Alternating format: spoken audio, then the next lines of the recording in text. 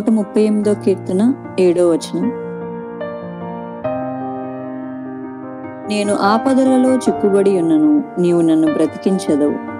నా శత్రువుల కోపము నుండి నన్ను రక్షించుటకై నీవు నీ చేయి చాపెదవు, నీ కుడి చేయి నన్ను రక్షించును.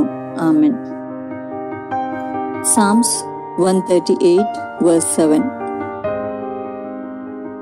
Though I walk in the midst of trouble, you preserve my life. You stretch out your hand against the anger of my foes. With your right hand you save me. Amen.